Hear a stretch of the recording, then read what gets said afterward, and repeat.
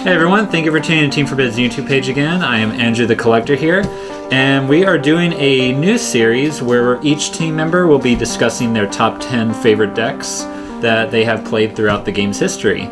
We already did Scott Filvers, aka the Fanatic, Soto-sama, and today we're going to be looking over mine.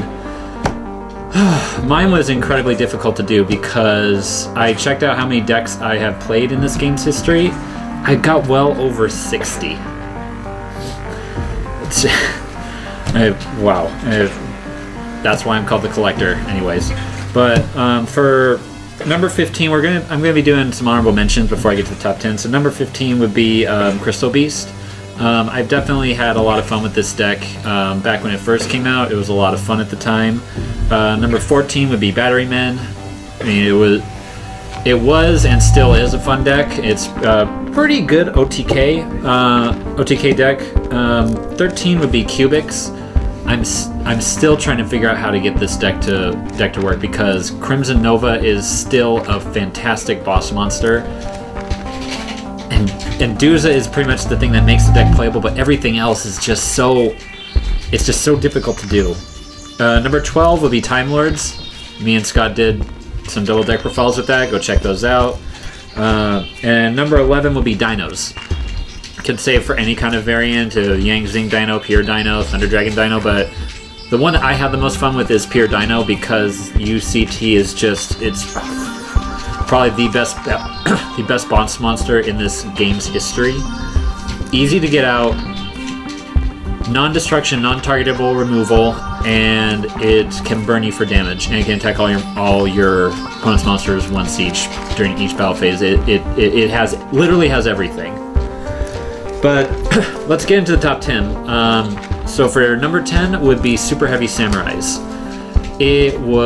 This is probably one of my favorite machine decks out of the entire game because it's just so unique because you have a deck that is pure reliant on monster effects, and the monsters, at least a lot of them, can attack while in defense position. I mean, come on, it's incredibly unique. It can be competitive if you have the right build, and Sekka's Light just makes it all the more powerful. And number 9, this one will probably go higher once the new Link monster comes out, but it's going to be Magical Musketeers.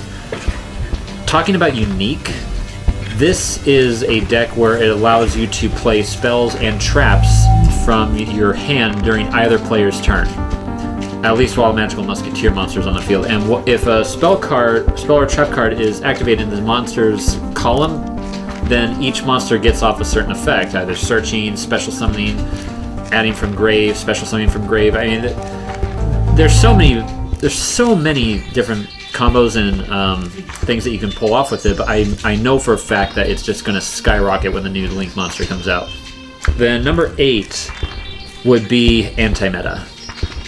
It's not as viable as I thought now because there are just so many outs to it, but Anti-Meta was just a lot of fun to play with. It may not get you the most friends with a match, but it can definitely be a lot of fun to play. Number 7 is Dark Magician. I've tried so hard to make this deck work, at least competitive wise, like Scott has with his Blue Eyes. But I don't know, it's been a lot of fun to play with. That's why it's in my top 10, but I have just not have much luck with it. I've tried so many different variants. I've tried different combos. I'm determined to get it to work. I'm not giving up on the deck, but I'm just having a lot of difficulty with it right now. Be sure I'll be sure to upload more deck profiles on it if I figure out different combos, but for now it's just been a struggle with it. Number 6. Now this has probably been one of my most fun decks I have ever played with. It's Skull Servants. Mainly back when the Grass Looks Greener was at 3, because you had combos with zombies and Shaddolls. I have not had so much success at locals or regionals or wherever than I have with this deck, at least at the time. And until Grass Looks Greener at least gets unbanned or we get different variants of it, it can't come back. I've tried a pure version where it was just a 40 card deck with Skull Servants, but it's just not as good as it used to be. But that is not to say that it hasn't been a good ride, because putting out 2 monsters with over 12,000 attack each was just so satisfying. Moving on to top 5. For number 5, we have Trains. This might be a little early, because as of putting this video up, the new Train support hasn't been released yet, but I've actually play tested with this deck with the new support, and my god, it's just so fun. Having the new Juggernaut Libe boss monster being able to have 6,000 attack, or even 12,000 with Luminor removal, being able to attack multiple monsters, it's just so satisfying. And I think that this deck might go somewhere when the new support comes out, but that doesn't mean that it's lacking of weaknesses. Because if you don't eliminate your opponent the turn that you get Libe out, then it's very prone to removal.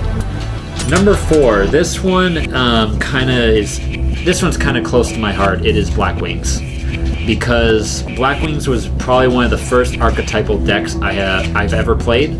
Because when me and my friend Lucas, back when we were younger, like when Black Wings first came out, that was his main deck. That was his favorite of all time. And I've sort of been just trying to keep Black Wings alive for him, because he doesn't play the game anymore. Shout out to him, by the way. And it's just so simplistic. Their main gimmick is that you can special summon out, just spam the field with Black Wings from your hand, summon out high boss monsters for synchro summoning. It's by far, it's probably my second favorite synchro deck of all time, because it has so many different strategies and monsters that you can go into. It's just so much fun. Number 3 is Trickstars. I'm not sorry for making this one of my favorite decks, but it is one of my favorite decks, because the possibilities with this deck is just astronomical. You can essentially just only play as an engine and can splash into any other deck, but if you want to play as a pure, you can dump in Floodgates, you can drop in Hand Traps, you can drop in Battle Traps, you can drop in Kaijus. There's so many different possibilities that you can do with this deck, but by far my favorite one is the one with Kaijus, because the biggest weakness for Trickstars is that it has trouble getting over high attack monsters, because their highest the highest monster that they have is at 1,800 attack points, not counting the Link monster, but how often you get the Link monster out.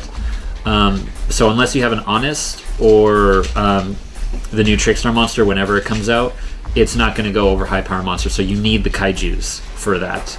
And I've had the most success with that, whether it's online or at locals. So I would highly recommend that. Number 2 is probably the deck that I had the most success with in my entire gaming career with this game, and that is Chainburn. I came so close to topping at a YCS with this by like life points, by like 400 life points. If I had just got him a little further, I would have made the top 16. But the reason why it's number 2, that's not the reason why it's number 2. The reason why is because it's a lot of fun, it's very easy to make, and it's dirt cheap. The cards are like cents. Probably the most expensive thing that you're going to need are the card demises, but even then those are going for like what, 20-25 bucks each. So you can make the deck well under $100, because you don't even need an extra deck with it. You may need a Link Karibo for Backjack. I mean, I explained this all in my Chainburn deck profile I did not too long ago, but it's probably the most simplistic deck that I have on this list. I mean, any old Joe can pick it up and read the cards, and they can understand it easily, as long as they understand what chain links are. And now on to my number 1 favorite deck of all time. If you do not know this by now, it is Plant Synchro. Mainly because of Black Rose Dragon. which happens to be my favorite card of all time. Back in high school, this was my favorite deck back when it was first released, back in Crossroads. Crossroads of Chaos, that's the deck, that's the booster box it was released in. But I've never had so much fun in a duel than I have when I was back in high school. At the time of making this video, the new support's going to come out, so I'm really excited for that, and I'm trying to figure out the best build for it without having to utilize the Brilliant Fusion engine, because apparently that's what a lot of people are using. I really don't like that engine, so I'm trying to find a pure version of it. But yeah, just the plants are just my favorite archetype of all time. Well, maybe not my archetype, my favorite type of card of all time. But Plant Synchro is by far my favorite deck. It has unique artwork. It has a lot of possibilities. It has a lot of synchro engines that you can go into. You can go into Crystal Wing. You can go into Black Rose Dragon, obviously. The 2 plant synchros that it has, Queen of Thorns and the other rose card that you can play. Those are pretty broken, actually, if you can utilize them correctly. But yeah, I really don't know what else to say about it. It was just so fun. It may not be as competitive as it used to be, because it actually was top-end when it first came out. But once I'm able to get it to work again, I probably will never take it apart, even if I don't top with it. But that's it for my top 10 deck profiles. Please comment down below if you want to see more content from us. Also, list down what your favorite decks are, what your favorite monster cards are, or Yu-Gi-Oh cards of all time are, and we'll be stay tuned for more top 10s from us, and we will catch you guys later.